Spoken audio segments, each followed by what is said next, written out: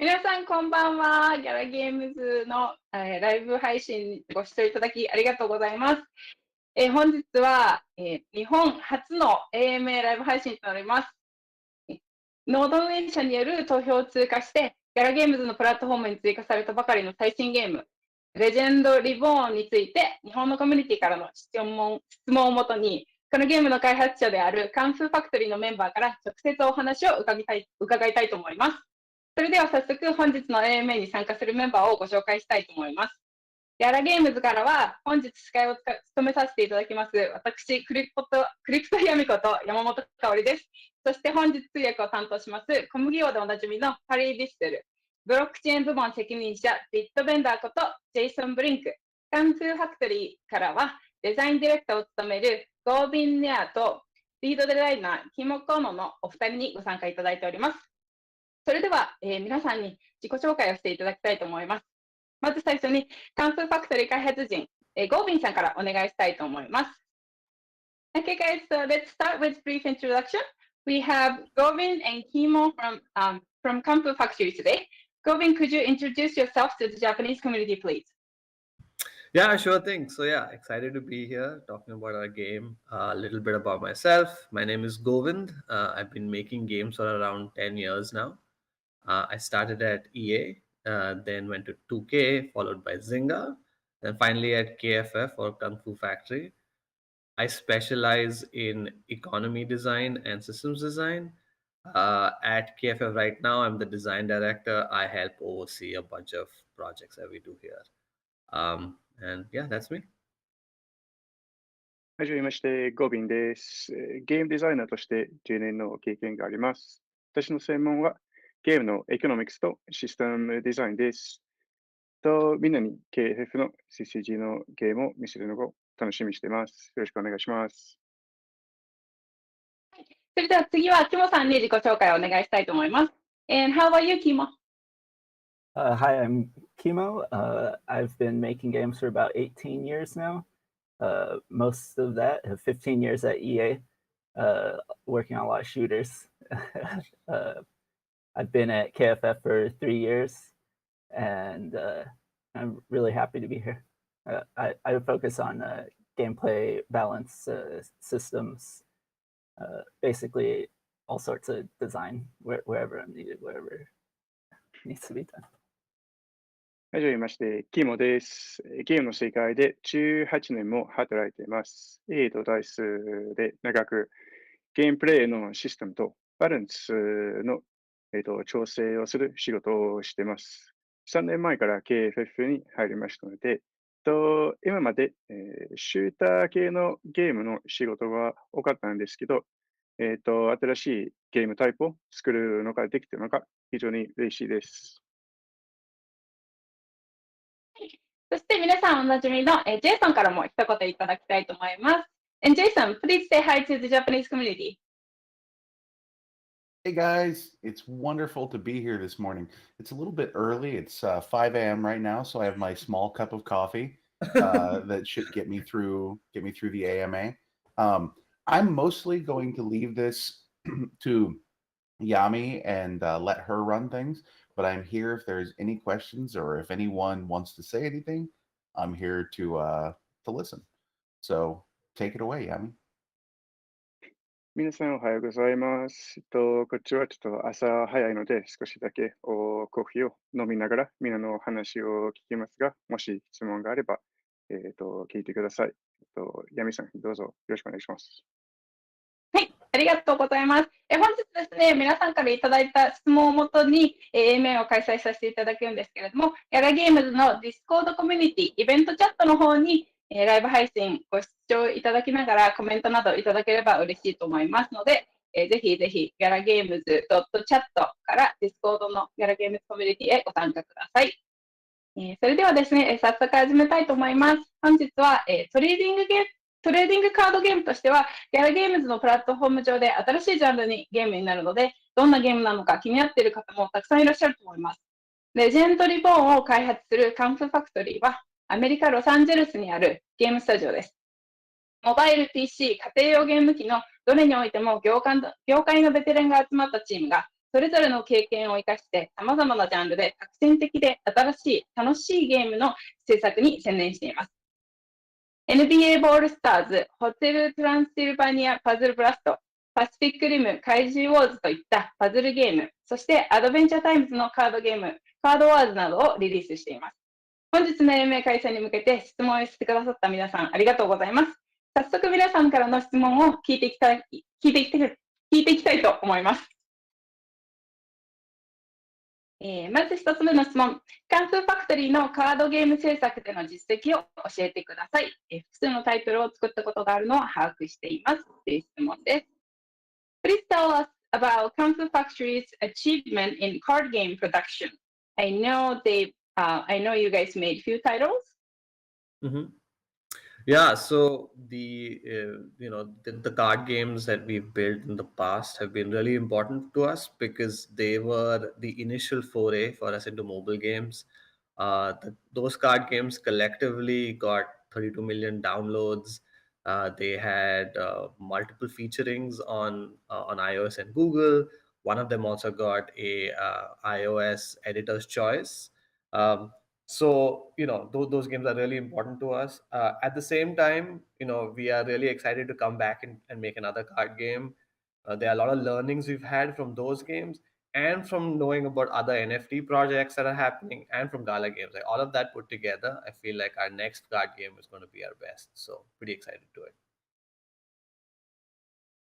今まで、たくさんのカードゲームをリリースしたことはありますので、そのジャンルの中ではいろんな経験がありますし、今までを作ったゲームのダウンロードの回数は、3200万回なんですで、その中の経験、Google や Apple も、App Store でフィーチャーしてくれたゲームもあったし、iOS Editor's Choice のアワードも取ったことがあったんですけど、今はガラチームと一緒に働いてて、力を合わせて今までよりも、みんなが楽しめるようなゲームを作れると思いますので、みんなは楽しめるように、私たちが、みんなが喜ぶプレイするようには楽しみにしています。ありがとうございます。お二人は過去にどんなゲームの開発に携わってきましたか？ What other projects have you two been involved in?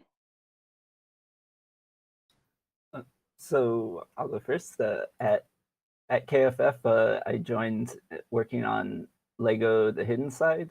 That was a lot of fun. It was an interesting AR game that interacted with the Lego sets themselves. After that, I moved on to NBA Ball Stars, which is a NBA licensed puzzle game. And they were both a lot of fun to work on, really interesting challenges. But it was really great to work on that stuff, and I'm really excited to be on this card game now. レゴレジェンドサイトと、NBA ボールスターズっていうゲームを、ゲームのチームには入っていることはありますので、そのゲームのリリースも、参加してたので、まあ、それよりも、Legends of Empire のリリースを非常に楽しみにしています。So, right, for me, I joined KFF working on WWE Champions, which was a wrestling puzzle RPG. Followed that up with Pacific Rim Breach Wars, which is very similar. And then finally, like Kimo, I was on NBA Ball Stars. So, yeah, it's been pretty exciting to work on all those RPGs, but this is a nice shift to, maybe do a CCG now. So, yeah. KFF に入ったとき、初めて、一緒に働いてたゲームが、WWE の、プロレスの RPG のゲームでした。その後は、NBA ボールスターズの RPG と、キモと一緒に作ってましたが、新しいスタイル、ファンタジー系のゲームをリリースするのが、今までは作る途中なんですけど、非常に楽しんでいますし、リリースするのが非常に楽しみにしています。いろいろな種類のゲームをされてきたような感じなんですけれども、今回のレジェンド・リボーンの制作にすごい楽しみにしているっていうことなので、こちらもとしてもすごく楽しみですね。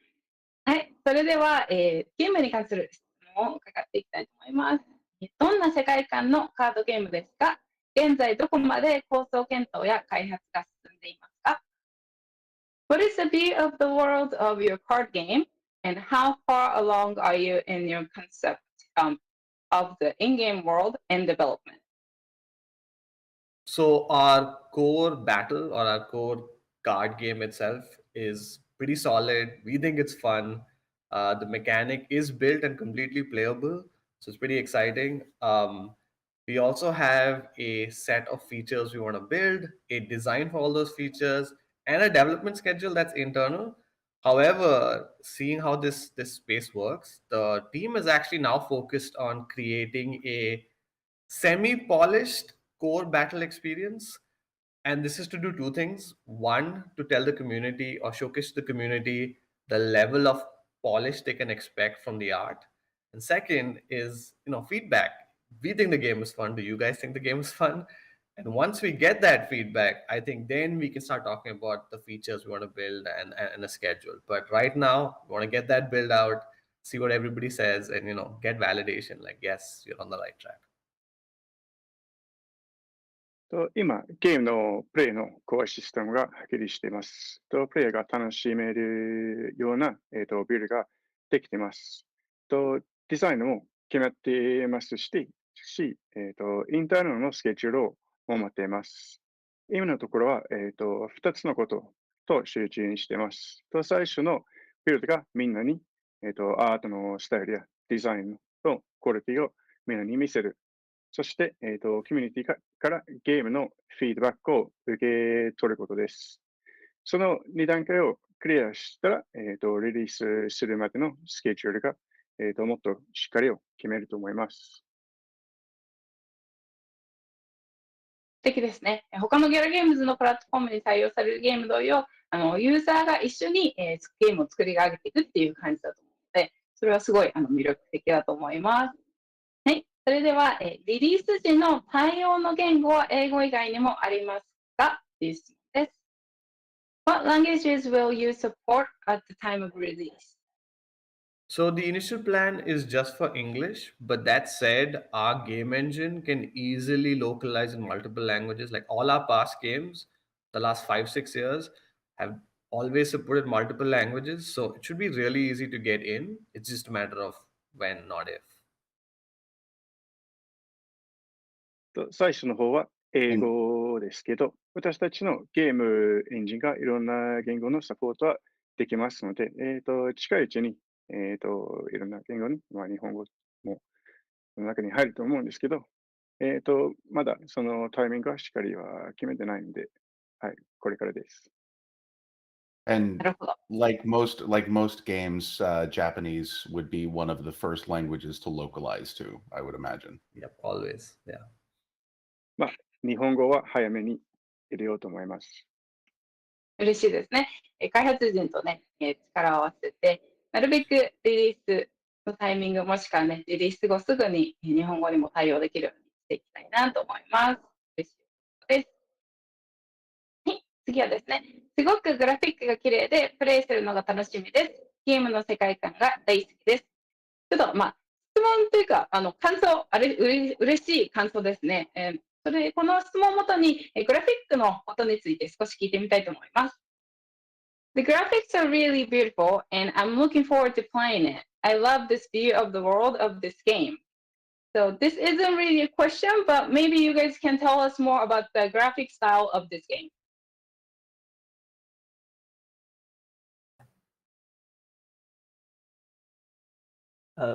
So the graphically, it's a full 3D gameplay. As you may have seen from the teaser, that the creatures that pop out are full 3D models. You're not just playing with flat cards on a board.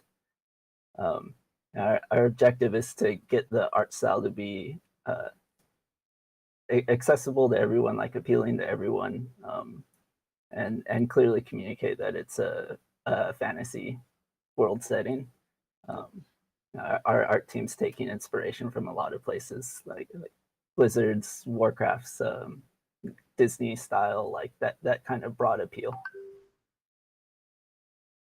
多分、みんなが見た、トレーラーで、3D のアートは見たと思いますけど、アートに関してファンタジー感を伝わるものを作りたいと思います。ブリザード、ディズニーとか、ウォークラフトからのインスピレーションを与えました。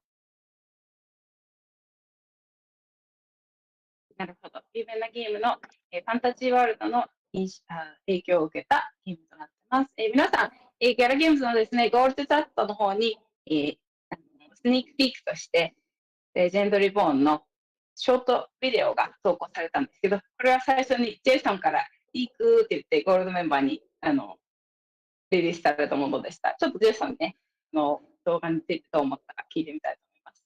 ジェイソン、so you're the person who leaked us the Legends Reborn full graphic mini video. What was your initial thought about this?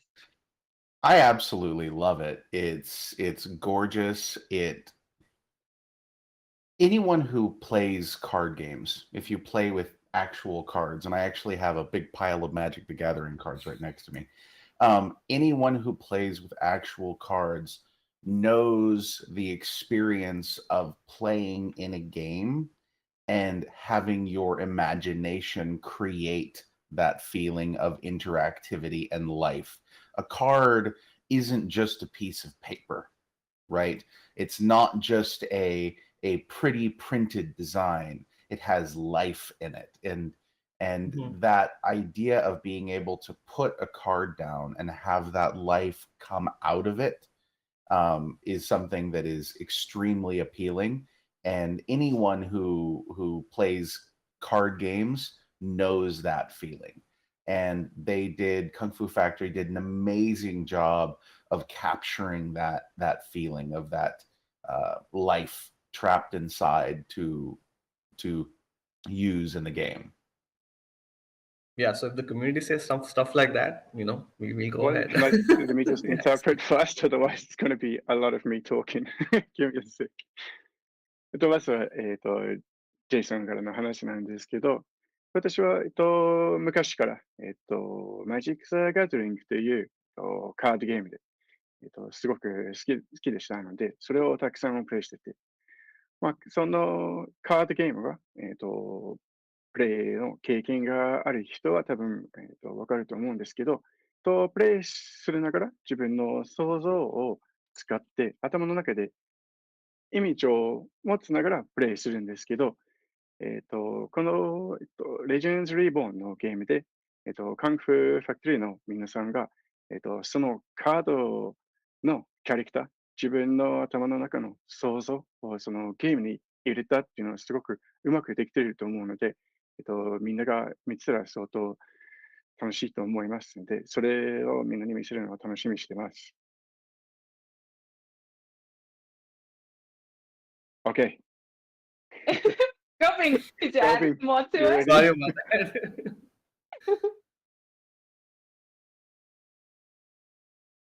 Sorry. I just wanted to add that if we get sentiment like what Jason just shared from the community as well, that's what we're looking for. And once we get that, we'll release our plans. It's just pedal to the metal and get this game out. ジェイソンがそういうふうに言ってくれるのが嬉しいですけど、これから、少しずつ皆さんに、ゲームのグラフィックとかを見せて、ファンから、コミュニティから、そのフィードバックを受け取ったら一番嬉しいと思いますので、それも楽しみにしてます。ありがとうございます。やっぱりね、ジェイさんはかなりのゲーマーなんで、カードゲームの方も楽しみにしてるっていうことでね、グラフィック私も見てすごく綺麗だなと思ったんで、やっぱり、それだけじゃないですけど、世界観がね、グラフィックから感じられるのがすごくいいなと。コミュニティからも素敵なフィードバックが来ているということで、これからの進度に期待っていう感じですね。はい。それでは、次はですね、このゲームゲームプレイに関する質問の方に移っていきたいと思います。このカードゲームの革新的なゲームプレイはどんなところですか？ So we're going to move on to gameplay related questions. And what is the innovation of gameplay for this card game? So what really makes it different is that it's kind of more, it has like a team builder aspect where you're limited in the creatures that you're selecting when you're constructing your decks and teams. And each creature you select will bring its own set of cards into your deck. And then in the match, after you've summoned these creatures, making a basic attack with a creature will draw specifically from that creature's deck. So you have a bit of control over what cards you're attempting to draw based on what creatures you're attacking with. And on the other side of that, when you're targeting your opponents, if you understand what cards they're trying to access from their own creatures, you can target those creatures. And once you've eliminated them from the game, it's kind of like removing that set of cards from the match. So it makes interesting strategies over who you're attacking with and who you're targeting throughout the match. 他の CCG のゲームとの違いは、クリーチャーカードです。クリーチャーカードに、アクションカードも、つけます。そのアクションカードをうまく使って相手を、倒すことなんですけど、お互いに、どんなクリーチャーが持っているか分かるはずなので、どんなアクションカードも持っているのが予想できると思いますので、それで、かなり、作戦が深いゲームになると思います。なるほど。それではですね、ゲームプレイ、次の質問ですね。ゲームプレイはハースストーンに近いですか？それともスプリンターランドに近いものになりますか？ Can you guys give us an example of the gameplay? Is it going to be similar to Hearthstone or Splinterland? I would say it's more similar to Hearthstone than Splinterlands. You're still summoning creatures, you're still building a deck, spending your mana to get and use your action cards. How it's slightly different from Hearthstone is that set of creatures that you have that is kind of fixed, and it's more of a like action casting cards in your deck rather than you only have a limited number of creatures. You don't have like a deck full of creatures. どちらかというと、ハーツストーンに近いんですけど、ハーツストーンと違うところは、やっぱりカードの枚数は、ハーツストーンほど多くはないので、プレイしやすいと思います。クリーチャーカードと、アクションカードを使って、自分が、デックを選んで、それでちょっとバランスを自分で調整してコントロールはできるので、ちょっとハーツと似てるところはあると思うんですけど、レジェンドリボーンの方が新しいプレイヤーの方が、やりやすいと思います。なるほど。どちらかというと、ハーストーンよりのゲームになるという感じですね。次の質問もですね、またハースストーンの名前が出てるんですけど、皆さんやっぱりカードゲームと近いので気になるっていう感じだと思うんですけどね。ハースストーンのようなスタンダード&ワイルド、それともシャドーバースのようなローテーションとアンリミテッドのルールになりますか？ Is this going to be standard and wild system like Hearthstone or rotation and unlimited system like Shadowverse? So right now we're only planning on an unlimited system. The kind of the nature of the NFT game, we don't want to remove NFTs that people own from the game. In the future, if the game expands and we end up with thousands of cards and creatures, then we'll probably need to find some way to condense that into a reasonable size, but we'll have to explore like a unique way of doing that from other games so that everyone that has their NFTs can continue to use them. 現時点は、アンリミテッドしか考えてないです。将来、クリーチャーとかカードが増えると、買える可能性もあるかもしれないですけど、NFT のパワーが下がらないようにしないといけないと思いますので、とりあえず、アンリミティドで、やろうと思います。まずはアンリミテッドから始まるという感じですね。そしてですね、はい。ゲームバランスの調整が難しいと思いますが、どういうゲーム環境づくりを目指しますかという質問ですね。It seems like it may be difficult to balance the game. What kind of gaming environment are you aiming to create? We definitely want a fair and balanced environment. We don't want it to be pay to win. We want everybody to be able to compete with the cards that they have. And balance is always a difficult thing to achieve. We have some extra knobs with the creature stats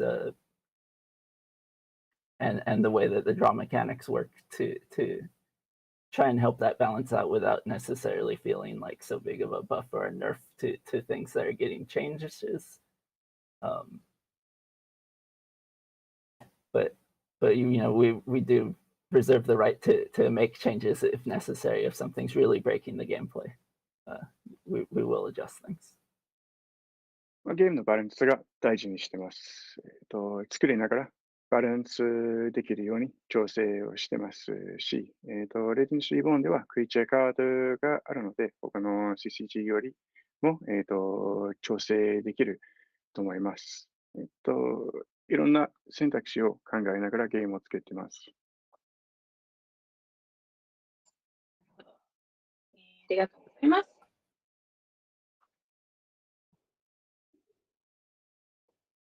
はい。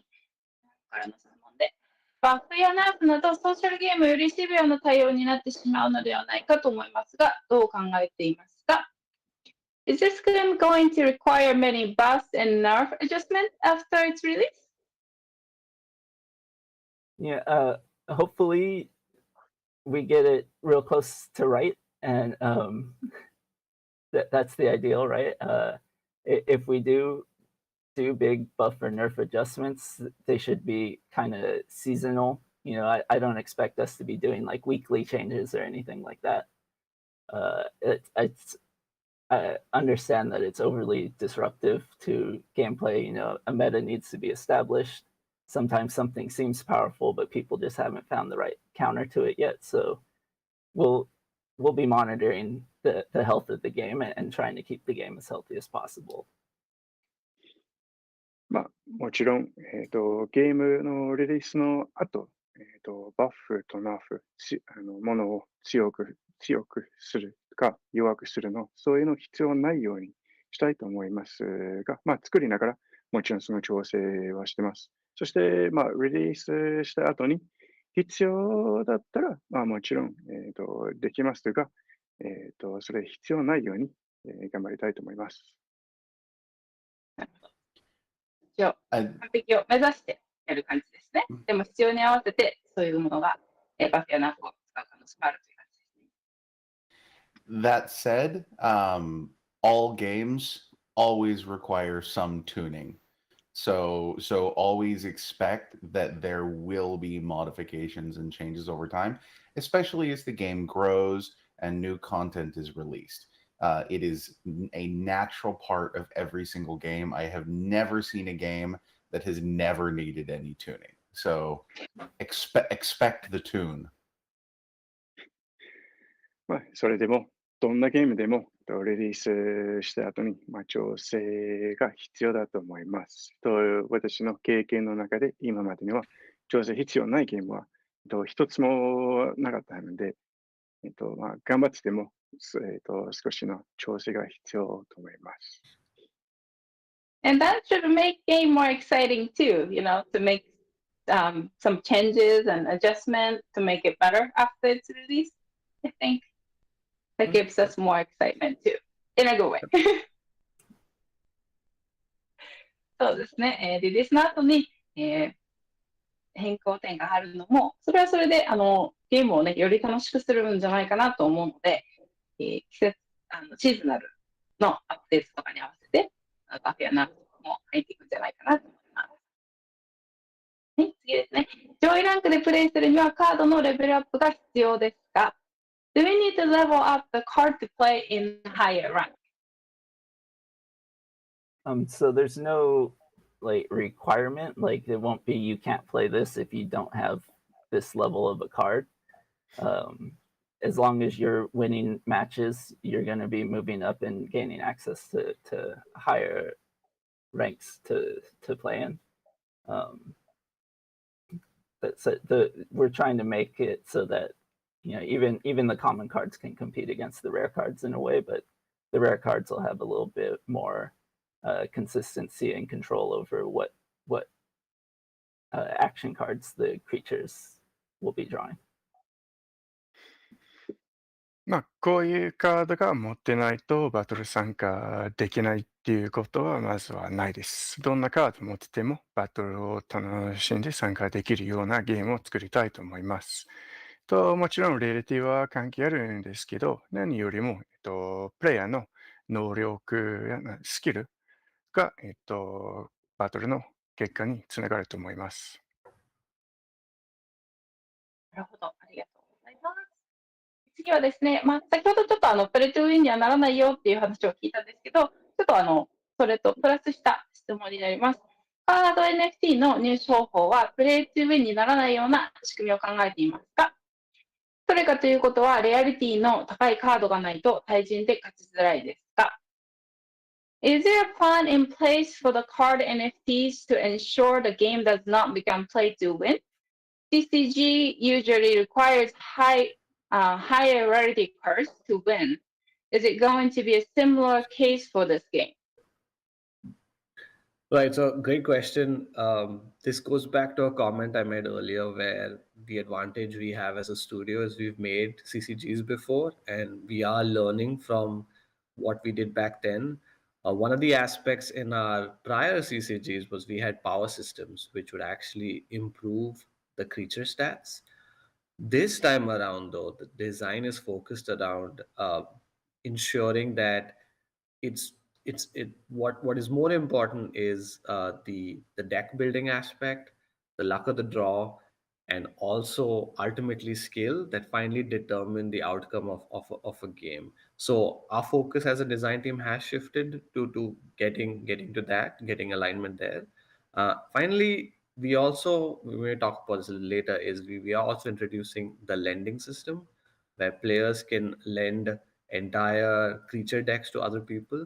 So as long as you're really skilled, there shouldn't be anything stopping you from dominating this game. 今までの、ゲームはちょっと違うシステムを使って、ちょっとプレイトワーの認識をされることがあったと思うんですけど、今回は、そういうのがないように、ゲームを作りたいと思います。そして、カードのレンタルシステム、プレイヤーが、他の人からカードを借りるシステムを作りたいと思うんで、カードを持てなくても、スキル、能力が持ってて、楽しくプレイはできると思います。なるほど。過去に作ったゲームをもとにより良いカードゲームにするということで、そういう部分ではカードゲームの制作を経験したことがある開発人が作っているというので、より良いカードゲームを期待できると思います。はい、次はですね、結構気になっている人が多いと思うんですけど、無料で遊ぶことはできますか？ Will there be an option to will there be free to play option? So I kind of gave this away in the last answer, but there is a lending system which allows players to get access to even better decks than what free-to-play creatures or decks would be. Like that's the other advantage of a lending system. So yeah, players would be able to place their decks, in a marketplace, not a marketplace, but a spot where other people can lend them from. So yeah, I think that would be the free-to-play option.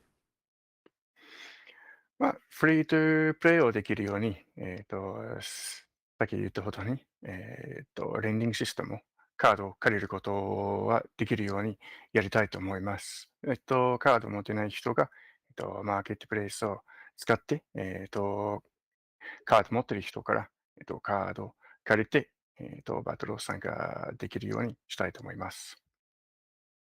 なるほど。ということは、購入する以外にも、購入された方から借りることで、無料で遊ぶこともできるということなので、このレンディングシステムというのにかなり期待したいと思います。はい、次の質問は、ゲーム内でボットと対戦することは可能ですか？ will players be able to play against bots in the game? Yeah, yes. We're focused heavily on PvP right now. However, we will definitely have a practice mode against a bot that you can kind of get used to your decks and play with your decks before taking them into PvP. And then beyond that, we do have plans for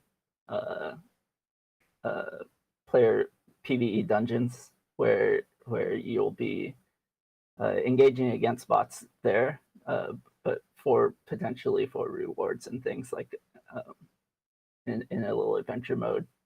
Possibly other players will own these dungeons and be able to modify the rules and the gameplay inside of them in some way.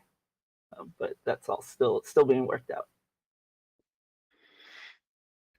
今のところは、PvP がメインで考えていますが、将来で、練習場、プラクティスのダンジョンっていうところのことを考えています。そこで、ボットと対戦できるような、ゲームモードもしたいと思いますけど、そのダンジョンが、多分、NFT で人が持ってるマップなので、そっちでプレイしてる人と、そのダンジョンを持ってる人も、そのプレイの、星を、分けてもらえることはあると思いますけど、まだまだ、その細かいところは決まっていないので、とりあえずは PvP はメインで考えています。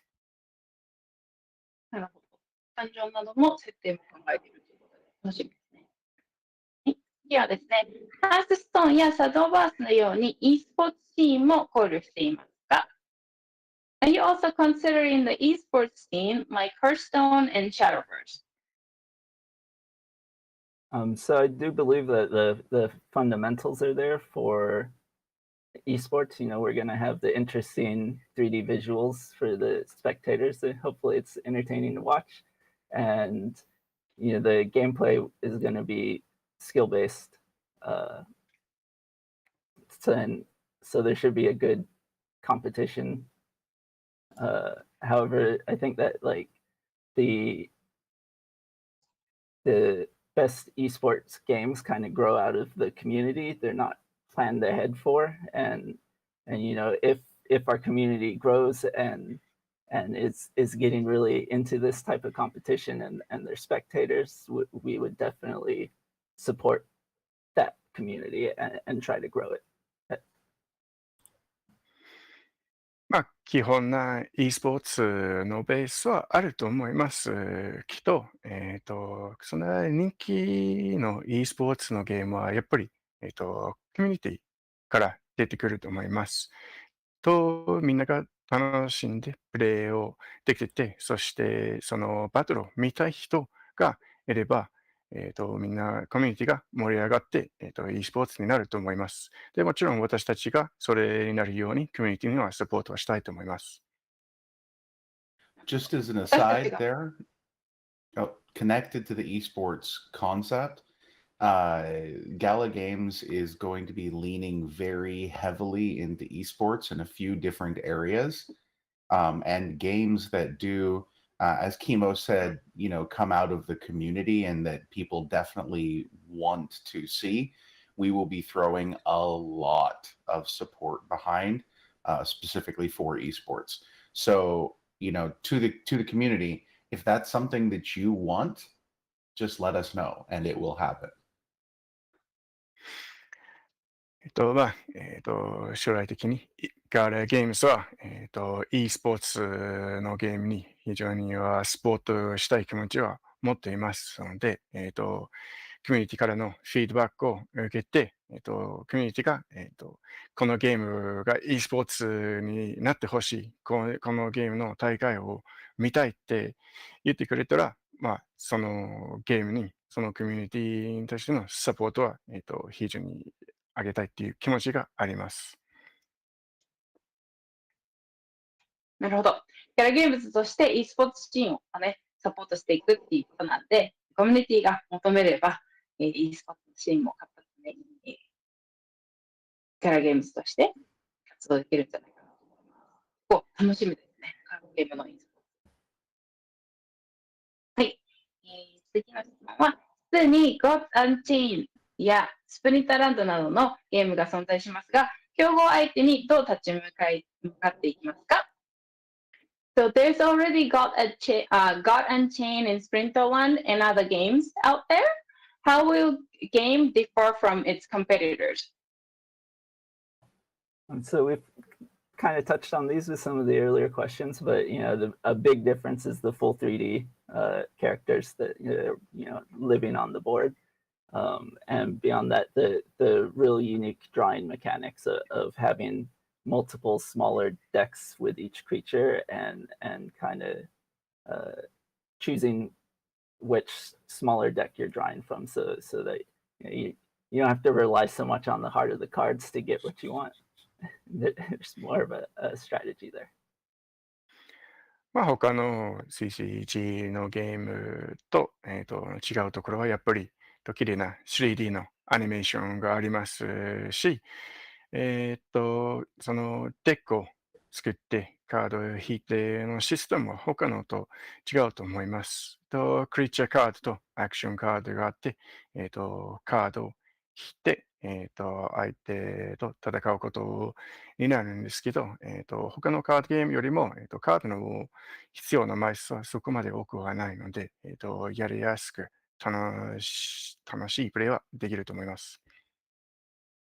Another thing there that I think is very relevant, and this goes back to the core of what us at Gala Games is, we put gaming first.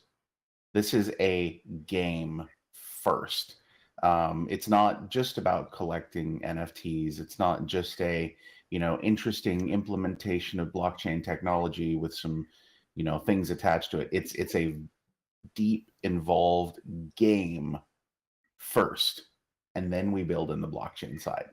And I think that is something that differentiates not just Legends Reborn, but every other game that you see on the Gala Games platform. ガラだとゲームが一番です。何よりも、ゲームです。ブロックチェーンとか NFT とかその話をする前にこのゲームが楽しいかどうかを話します。ゲームが、楽しめる、プレイヤーが楽しめるようは第一です。それより、大事なことはないです。それは、レジェンド・リボーンだけではなく、ガラのプラットフォームのゲーム、全部、第一のことは、ゲームが楽しいかどうかって考えています。ギャラゲームズプラットフォーム全部のゲームに共通して言えることですね。まずは遊んで楽しいゲーム、そしてそれをブロックチェーンの技術を活用したブロックチェーンゲームにするっていうのがギャラゲームズの他のはない魅力だと思いますので、このね、レジェンドリボーンもそういったような要素を含め、遊んで楽しいゲームになるのがまず第一っていう形になりますね。はい。それではですね、先ほどちょっとカンフーファクトリーのお二人から、ゲームの、フィードバックをもとにより良いゲームを作るっていうふうにおっしゃってたので、テストプレイはね、あると思うんですけど、ちょっとこの質問も聞いてみたいと思います。テストゲームの参加はありますか？また参加資格はどんなものになりますか？ So I think you guys told us it'll be like development will be based on users' feedback and everything. So I'm assuming there will be like a beta, like a test play for users to enjoy prior to its release. but what would be the requirements for participation of test play? Those details are still being ironed out, honestly.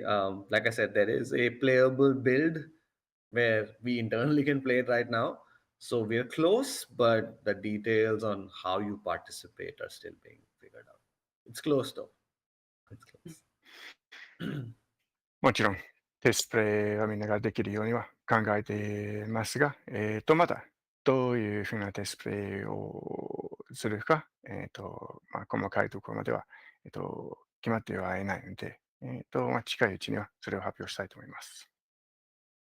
I'd like to emphasize here something. Playable build. I think that that's a very, very important thing. I would like to drive home the fact that this is not a bunch of people getting together and selling NFTs for a game that doesn't exist, that maybe someone will build someday.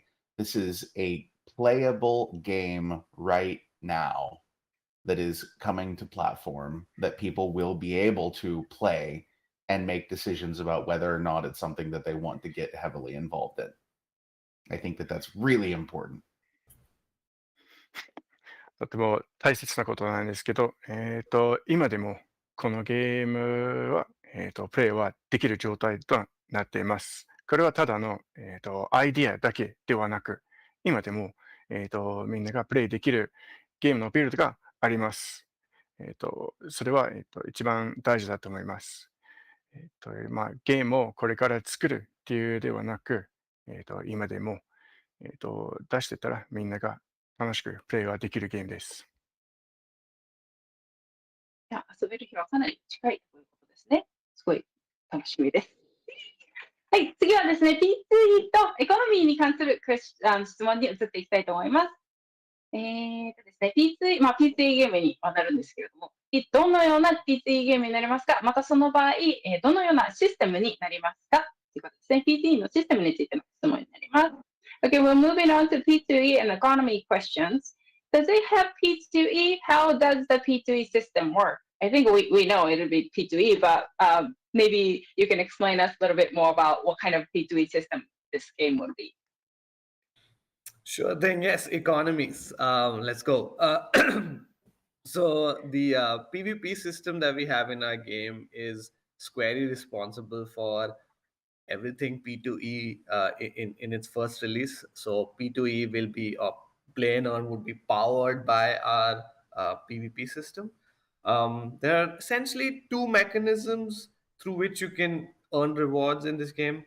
One is by playing and winning PvP games. The other is by hosting PvP games in venues. As far as increasing your earning potential goes, the more skill you have, you start to rank up and you play in higher PvP venues to gain more rewards. And if you therefore host these games in higher PvP venues, you earn more rewards. Now, we also have a mechanism in the game which encourages PvP landowners to actually engage with the community and use that information to supercharge gameplay. So if I to sort of dumb it down, it is skill and hospitality is what gets you rewards through our play and earn system. I love that so much. 今考えている P2E のシステムが、ホストするか、バトルして、勝利するか、その2つの、報酬をもらえるシステムがあります。そして、そのランというかマップを持っている人が、会場の勝者になることとなっています。その会場の所有者が、コミュニティと関わって、ゲームプレイを、楽しくさせるんだったら、報酬をもらえることなんですけど、私たちの、ゲームは、スキルと、その会場所有者の、おもてなしで、報酬をもらうこととなっています。なるほど。Anything you wanted to add, Jason? I thought you were gonna say something. Sorry, No. I just said that I love the concept of hospitality as being an integral part of the game system. そのホスピタリティというか、おもてなし、会場の所有者の、自分が持っているランド使い方を大事にしているのがすごくいいところだと思います。なるほど。そうですね。ただ持ってるだけじゃなくて、どういうふうにするかによって、その P2E 要素も変わってくるっていうのは、ちょっと新しい仕組みで気になりますね。はい。次は、個人的にはゲーム専用コインのインフレをどう管理するかがゲームの成功の秘訣かと思っていますが、これについてどのような対策をお考えですか？ So this user said, I personally think the success of this game depends on how to manage the inflation of the game-specific coins. What is your plan on this matter? Yes, inflation. It's given many a sleepless night, my 10 years designing economies. So with this game, we are looking at other games in the space and learning a lot from Gala Games products as well. One of the solutions we are entertaining right now is leveraging a dynamic distribution algorithm, which actually looks at global earning and spending of a particular currency, and then accordingly our system would dynamically give it out, so it's always balanced and value is maintained. So that's something we're exploring. Additionally, I also want to call out the NFT, the NFT distribution. We will keep a close eye on engagement versus NFT distribution. We want to make sure that there are enough NFTs for everybody to play, but at the same time, not too many so that NFTs retain value. So, if inflation wasn't enough, NFT inflation is another thing that we now need to worry about. But yeah, we'll keep an eye. もちろん、そのゲームのコインについて、いろいろなことを考えなきゃいけないと思いますけど、ガーラゲームスと、たくさんの相談して、ガーラゲームスの経験もあると思うので、たくさんのアドバイスをしてくれたし、私たちもいろいろと考えています。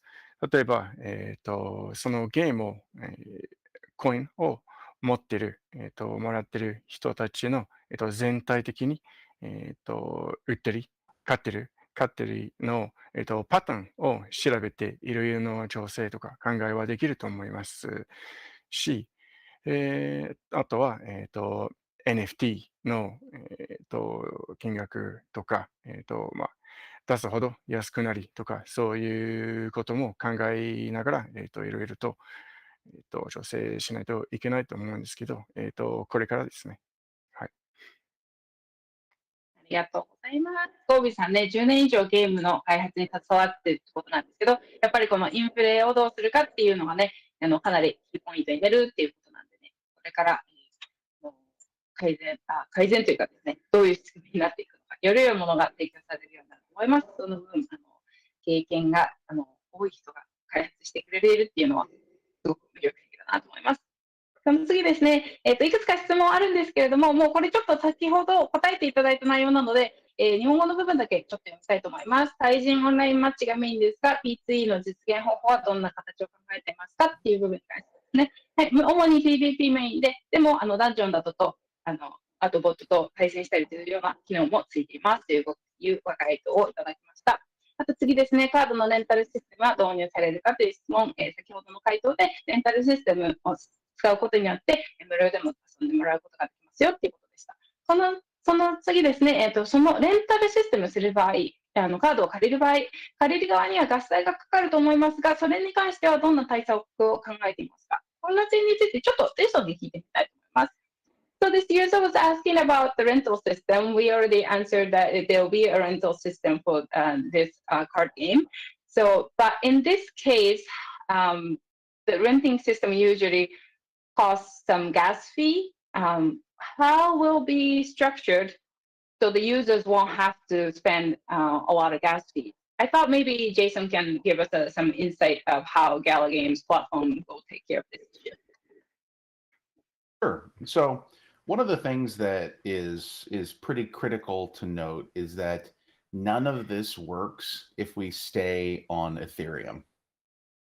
If everything is based on Ethereum, you have all sorts of problems and you have friction, and it becomes difficult to, even do things like record the results of games on chain, right? You can't do that with Ethereum because it's like a $200 transaction every time you want to write the result of a game, which is stupid. Now, projects like Splinterlands obviously have solved this by using other people's chains.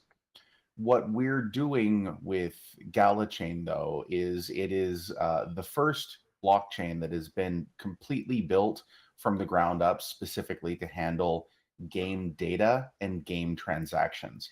And you will be able to see this quite soon. I think this has been released. I think this has been announced. This might be alpha. I don't know.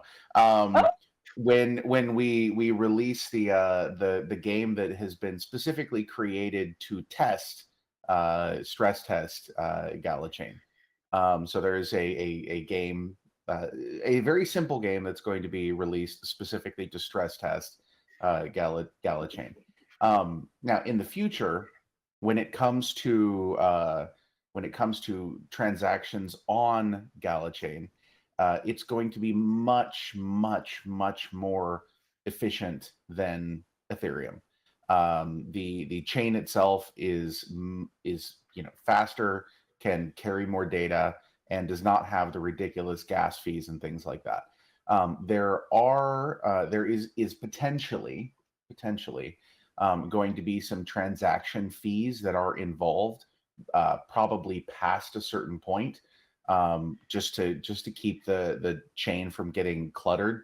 If you have a completely free and open chain, it will get hammered by bullshit very quickly. And so we have some mechanisms that will be in place to prevent that. But it's not going to be anything like Ethereum, and the average user probably won't even notice. まずは、 Sorry, that was a lot, Harry. I'll be alright. まずは、anything I forget, Yami will cover me.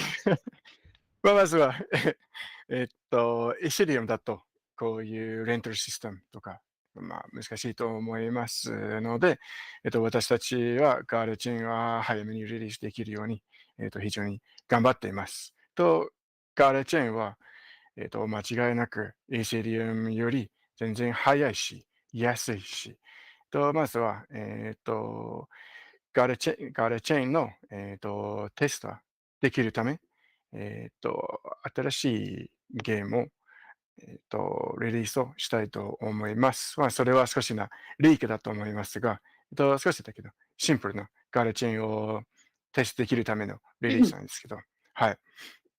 あとはヤミさんお願いします。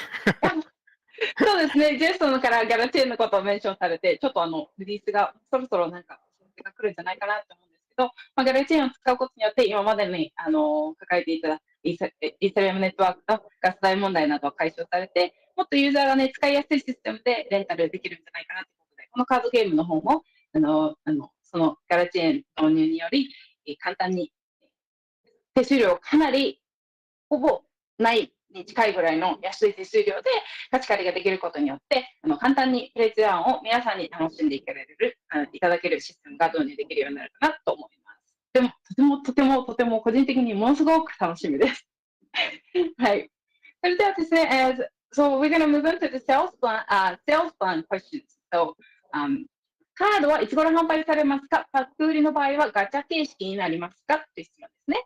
When will cards be sold? Will they be sold in gacha or individual? Right. So creature cards are going to be sold individually. That's at least our current plan. But maybe this was hinted in an earlier answer. But creatures come with a set of action cards. So as soon as you unlock a creature, you get a set of action cards with that creature. We'll also have a retrain function where you can actually retrain your creature to get new action cards. And finally, we have EX cards, which are NFT cards which can be attached onto creatures. The distribution of these special cards, I'm not sure, because we were thinking about gacha versus individually, but a lot of people on Discord want to open packs. I mean, that is card games, so we'll try and figure that out. I'm not sure yet. I want to open packs. Let's see. I demand packs. The amount of money I have spent on Magic the Gathering, guys, just so I don't even really play. I just open packs, okay? And if I can do that without having to like use scissors and things, I would be very happy. 今のところは、カードは、個別1枚ずつを販売すると考えていますが、コミュニティ、Discord のコミュニティからのフィードバックを聞いて、パックをオープンしたいというか、そのパックを開いて何が入っているっていう、楽しみがみんな、楽しくやりたいっていうフィードバックを受け取っているんで、あと、ジェイソンも、マジック・ザ・ギャザリングのカードのパックを開くっていう、ワクワク感がすごく好きなので、ぜひ、レジェンド・リボーン同じような、パックで、発売してほしいって思っています。こうね、実物のカードをこのパックを開けるのが楽しみって言ってるんでね、ジェイソンもそういうふうにもしかしたらね、コラボでなんかこうフィジカルなアイテムとかが出せたら楽しそうだなって個人的に思ったりしてます。いろんな部分で期待できると思います。それにガチャって英語でも通じるのがすごいなって思いました。はい。でもね、ではですね、はい。次の質問。どれぐらいの頻度でパッチや新しいカードのセットの販売が行われますか？ How often will you release new patches or card sets? So I can't really speak to a specific schedule just yet. But I know there's a sweet spot we'll have to find. If it's too frequent, it's more disruptive than helpful. But if it's too slow, things will get stale. So we'll have to, again, be monitoring the community, understanding how much work we can actually get done as a studio in what time frame, and figure out a good cadence in the future. まあ、ドロップのスケジュールはまだ、はっきりは決まってはいないので、詳しくは、説明はできないですけど、いろいろと考えないといけないと思います。ドロップとドロップの間が、短くすぎると、NFT が急に多すぎとなることになります。でも、ドロップとドロップの間が長すぎると、みんなが、いつって、when となることがあると思うので、コミュニティの期待と、私たちの仕事の速さのバランスを、うまくとって、やり続けたいと思います。そうですね。売りすぎてもNFT が溢れちゃうし、待ちすぎても、ね、みんなが楽しみに買えないってなっちゃうのも困るので、様子を見ながらちょうどいい感覚で販売していきたいということですね。次はですね、あともうちょっと結構ジェイソンに答えてもらうような質問になるかなというものがいくつかあります。ギャラやタウンとは別のトークンが発行されますか？これでイエスだと思うんですけど、ちょっと詳しく聞いてみたいと思います。それともう一つ、レジェンドリボーンのボックスシリーズの予定はありますか？これですね、ちょっとジェイソンに聞いてみたいと思います。Okay, I just have a couple more questions. I think maybe Jason can answer this question. So the user is asking, will there be a separate token issued other than Gala and Town? And will there be a new box series for Legend Reborn? As to the Vox, I am not the Vox father, so I cannot answer that question. No, that would have to go to the Vox father. I hope there is. I hope there is, because if there's one thing that I have learned is that the Vox series, like those characters are so cool looking, and I would love to see the Legends Reborn characters, turned into that same style of voxel art. Would love that. In terms of other coins and tokens and whatnot, there will be most likely one for just about every game on the platform, because there has to be something inside its own internal economy.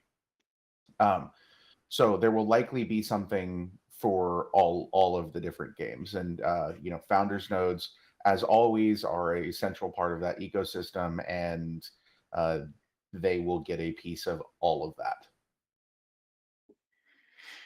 まずは、ボックスのところですけど、私はそのボックスのピクセルアートはすごく好きなので、あとは、レジェンド・リボーンの、ファンタジーのアートもすごくかっこいいので、ぜひ、ボックスは欲しいですけど、出るかどうかがまだわからないです。でも私は希望しています。